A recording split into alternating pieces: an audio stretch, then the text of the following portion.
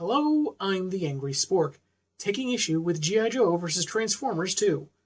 Isn't it always the way that you're the leader of a terrorist organization determined to rule the world, you want to steal a supercomputer from an alien planet, and then G.I. Joe comes in and you get transported to that planet, and it turns out you caused a snafu that's going to turn the world into a burnt crisp if you don't rescue several Cybertronians throughout time? It happens, right?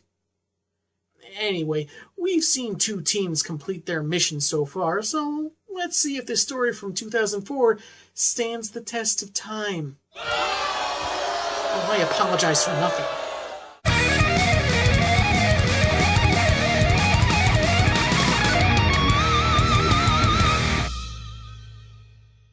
Issue number 3's cover sees a Decepticon, about the size of a combiner, but I think it's supposed to be one single bot, standing in the water with several partially submerged buildings. It's likely off the coast of Manhattan, since he's holding half the Statue of Liberty in one hand. Now what will G.I. Joe defend during the opening theme of the animated movie? Jerk. The issue begins with Joe's barbecue in spirit alongside Cobra Twins Tomax and Zaymot, along with Dr. Mindbender, in a devastated city patrolled by G1 movie-style sweep drones. The monocle-sporting mad scientist determines they're in a bleak version of Earth's future, but can't say so without massive condescension. Fortunately, they only have one displaced Cybertronian to find, about 5 miles away, but before they can head out, they're discovered by a pair of sweeps that open fire on them. The robots are then taken out by the Dreadnoks Torch, Buzzer, and Ripper, sporting even more cybernetic augmentation. The trio are surprised to see the time-hopping group, as they apparently died 15 years prior. Which, if I'm right, would put them in 2019, 2020, something like that. Which means, Ravage Planet or no, they're a lot closer to a 5th season of Sherlock at the moment than we are. A short time later, the now former Dreadnoks are leading the group through a sewer, having lost interest in fighting fellow humans since Shockwave invaded and conquered the planet. Though skeptical of the outrageous time travel story, they radioed it to their boss, who just so happens to be a paraplegic cyborg version of Duke. Now imagine how much more shocking this would have been if we'd actually seen Duke in the story before now instead of just on the one cover. And given their similarity in the first crossover, that could have easily been Hawk. When they explain their need to retrieve a Cybertronian, Cyber Duke firstly calls foul on the notion of temporal displacement turning Earth into a fireball. They were invaded in mid-August 2014. Yeah, it was bad, but I'd seen that revamped Ninja Turtles movie the week before, so it wasn't the worst thing that happened that month. As to the droid they're looking for, he happens to be their biggest weapon in the Resistance, and they can't afford to lose him. Duke asks the group to join him, but they refuse, saying that completing their mission will avoid the current nightmare. Duke dismisses them as cowards and tells them to get lost. In the process of doing just that, Dr. Mindbender theorizes that they're currently in a future where all their teams succeeded in retrieving the Cybertronians, but Shockwave would later invade Earth after mastering Teletran 3's teleportation capabilities. It's not long before they meet up with Torch, waiting for them and saying he's willing to help out, because of the losses he's suffered over the last 20 years. It changes the timetable a bit, doesn't it? So, if he means the invasion has lasted 2 decades, that'd make this roughly 2034, meaning that in 2019, 2020 is when the deaths of these 5 occurred, according to Mindbender's theoretical timeline. It almost feels like the writers goofed up here and were saved by a bit of ambiguity by not giving the specific year they're in, and how naturally confusing time travel can be. We visit Cybertron just long enough for Cyclonus to report to his leader that Ultra Magnus has supplemented his own power supply to keep his shield going, but won't be long before it fails. Probably not helped by that laser weapon they're firing at it. Back to the future, Torch is taking the time travelers to where the fighting has been the heaviest, which is where they'll find their Transformer. He popped up a couple of years ago and has been their fiercest warrior, only going by the name the Autobot. Barbecue, however, would like to compare notes with Torch, who's changed so much he's practically a different person, and is up for a quick chat. Stands to reason a guy who starts fires would best know how to put them out. Not really, no. In fact, according to the Joe Wikipedia, the animated take on Torch wasn't very smart at all beyond motorcycle repair and using a modified flamethrower. You know who'd be really knowledgeable on putting out fires? A firefighter. Especially one who apparently comes from a long line of firefighters. Like, I don't know, barbecue! No time for a little talk anyway, as Insecticons begin swarming, Torch saying they should have been in Cleveland. I guess Drew Carey's defenses finally fell. So Tomax and Xamot show off their own Cybertronian-based upgrade, a powerful energy blast from each brother after they've linked arms. Torch takes out the last of them with his only EMP grenade, and they head into the woods, where Torch has never been caught until now. Surrounded by Robo-Panthers, the group are prepared to fight their way through, only to be saved by the Autobot, Ratchet. You know, because just the word Ratchet might be used for another character on another piece of merchandise, Hasbro has added the word Autobot to Ratchet whenever they make a figure of some iteration of this character. So it's kind of funny and quite possibly intentional that the Autobot is Ratchet. They update the medic-turned-guerrilla fighter on their time mission, but he's not leaving until he saves a factory filled with human slaves about to be disintegrated. They can discuss things further after the Joes out of time help free them. They agree, if with some reluctance, and Spirit notes that war must have changed the Transformer. This is not the Ratchet we knew. You know, I found it odd enough that one of the more obscure Joes, Barbecue, instantly recognized Ratchet, even though I'm not sure he had any interaction with the character in the first miniseries, panel anyway. And yet, the now grizzled Robo-Duke, who is higher in the ranks, is one of G.I. Joe's leaders, for the past 2 years obviously didn't recognize him, since they've just been calling him the Autobot. And now Spirit is talking like they knew Ratchet pretty well, at least well enough to say that war has changed him. I guess maybe in the weeks between defeating Cobra and rebuilding the Ark, they may have been chummy, but it's not like that's been sufficiently described in the story. Heck, the reader didn't even really get a chance to know Ratchet as a character. Some Decepticons are guarding the aforementioned humans when the Autobot attacks, aided by the twins as Mindbender hacks the lock to the gate. That is small enough and properly positioned for a human to tamper with, even though it's a facility run by giant alien machines. Makes total sense. Ratchet gives in to a touch of savagery to deal with the final guard, and is ready to move on. While the prisoners escape through a tunnel, Ratchet laments that he can't leave. The random factor is too great, even if they prevent temporal feedback. As it is, he knows he can do some good in the current war. Barbecue decides, nah, and slaps him with an activator badge, taking them back to Cybertron. Ratchet is then blasted out of commission as they're surrounded by Shockwave and his troops, who have captured Perceptor and left Ultra Magnus unconscious, or possibly dead. Ratchet, I always hated you. Why? I mean, seriously, why? Why has this Decepticon, who treasures logic above all else, always hated what is essentially a doctor on this planet? Nothing is established here!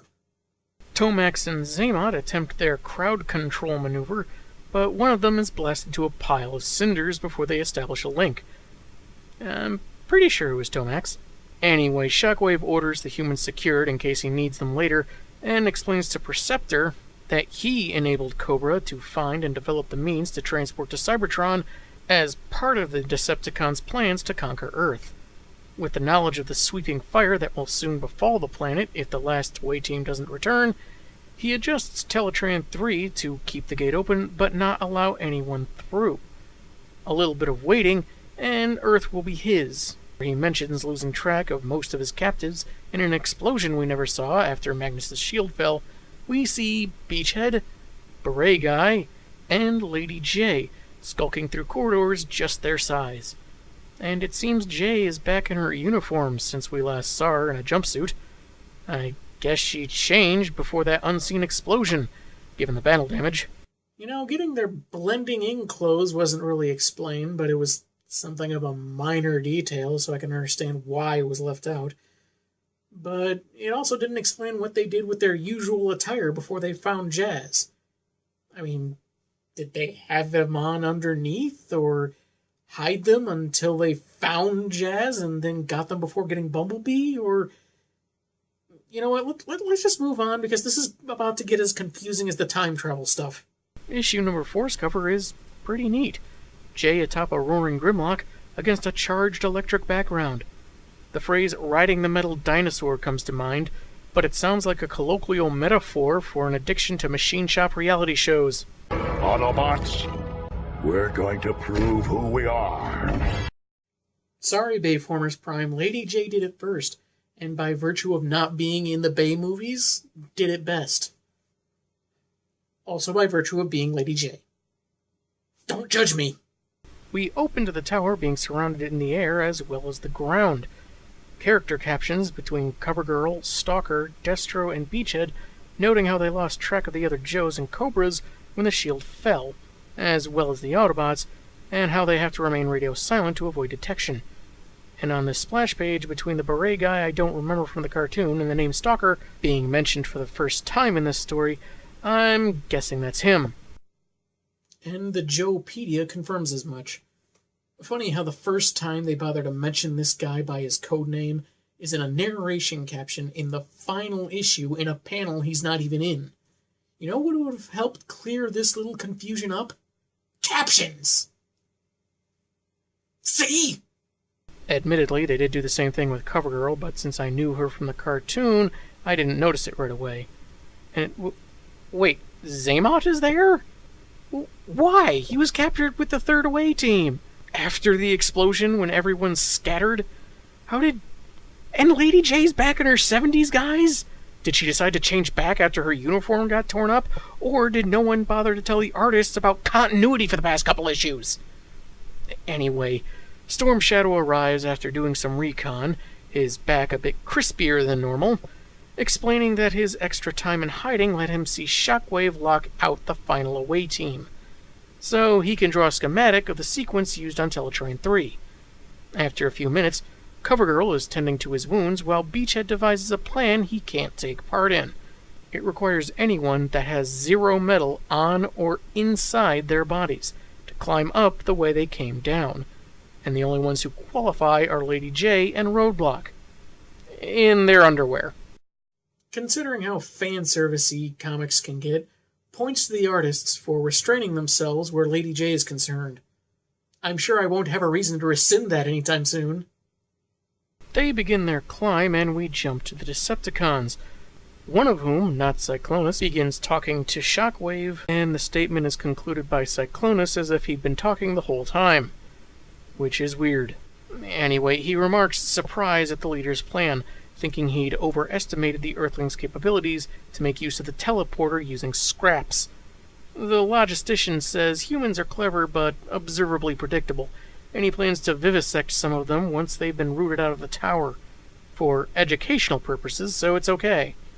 Meanwhile, an arcing energy pulse between 2 wires is headed towards Roadblock, too fast for him to evade, but apparently slow enough that Jay can explain herself while she goes full gymnast and increases the distance between the wires, letting the pulse pass through him harmlessly. Block is thankful, but it's time to get a move on. And it seems the neckline of Jay's undershirt has dipped. You just couldn't help yourself, could you, artists? They remove a floor panel, oddly enough human accessible, and are back where they started. Perceptor bound in a different color energy restraint, and Shockwave and his goons surrounding him. The leader monologues about how Earth will be ripe for strip mining after the temporal cataclysm, and might even put Perceptor in charge of operations. Which doesn't sound logical, but maybe he's taunting him. Though that doesn't seem logical either, but whatever. There's something even weirder. A dialogue bubble warns the Decepticon that Optimus Prime is still out there and could crush him, but it's encircled in purple, meaning another Decepticon is saying it, even though it sounds like a retort Perceptor might give. I think it's just a coloring error because it sounds way too insolent. Roadblock rushes one of the cons, managing to steal his sidearm away from him, and starts firing it over his shoulder, which looks all kinds of awesome. His distraction allows Lady J to access Teletran 3 to punch in the code, until something knocks him away from the gun, it's not really clear, and Starscream rats out J. She finishes her job in the nick of time, allowing for the return of the final away team. I only recognize Dusty and Shipwreck. Seriously guys, captions! And with them, the splash page introduction of the Dinobots. I've said it before, and I'll say it again.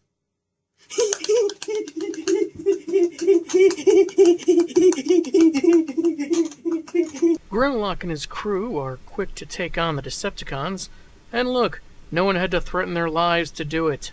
You defend my family, or die. What a novelty. The Joes make a run for it, while Grimlock exposits that Teletran 3 changed them, and the top of the tower is destroyed as they press their attack. It's a few moments before the explosions die down, and that's when Cobra Commander and Scarlet, briefly miscolored, emerge from hiding. In a manner much more eloquent than his classic incarnation, Grimlock explains that section of the city is clear, and asks where Optimus Prime is.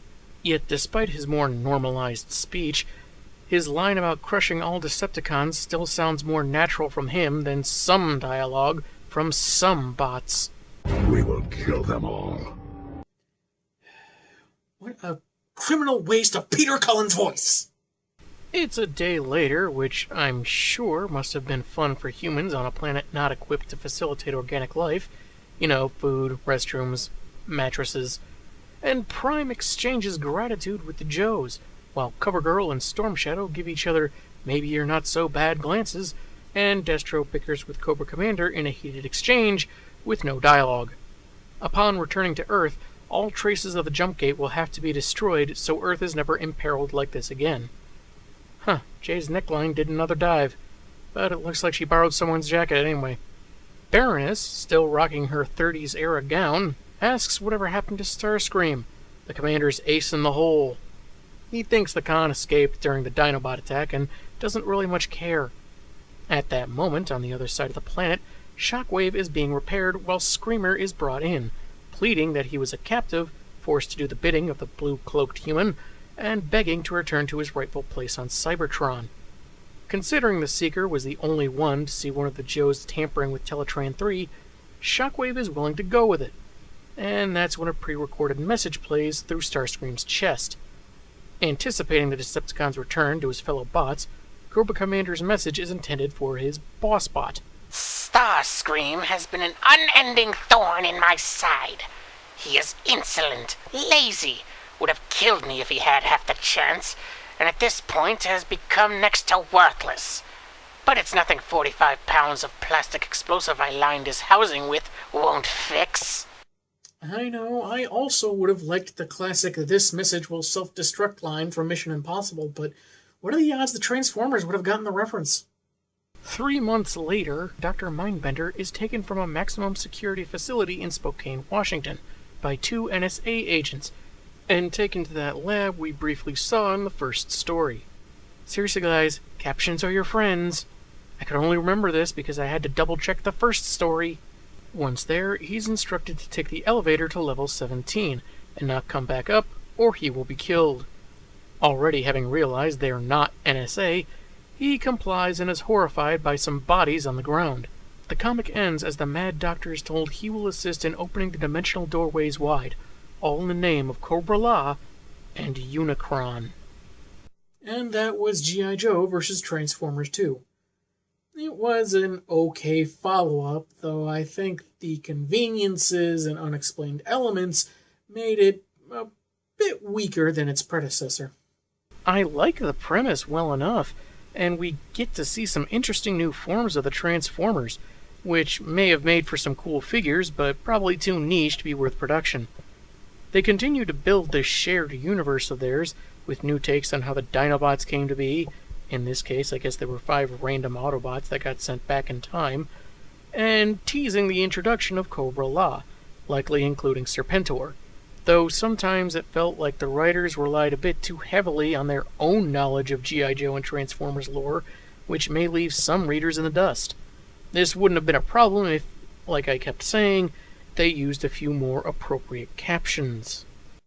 And true to that final page tease, there was a third Versus crossover. And a fourth. But I never bought any of them.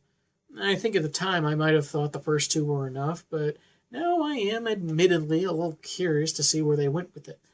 Maybe they actually improved on a few things. Though there were plenty of hiccups to be found. The random factor felt like an excuse for the writer to ignore his own rules as it felt necessary, so even though the Cybertronians were supposed to be unawares in vehicle mode, a couple of them were totally conscious, and one was always in robot form. In Ratchet's case, now all he needs is an activator chip to send them all back, which I thought would have required a separate device, but they were kind of vague on how they returned to Cybertron. And random factor could be a term for a lot of conveniences in this book. Magnus and Perceptor showing up just at the right moment with the right equipment, Cobra Commander somehow being able to control the galaxy's most treacherous plane, planting explosives in his chassis without said plane's knowledge, inexplicable appearance of Xamot with the others, not that he did anything, and Spirit talking like he's known Ratchet for a long time, though that last one seems more like a means of letting the audience know that War has changed the bot in case they miss it when he kills those guards. Since, we hardly got to know these characters in the first place.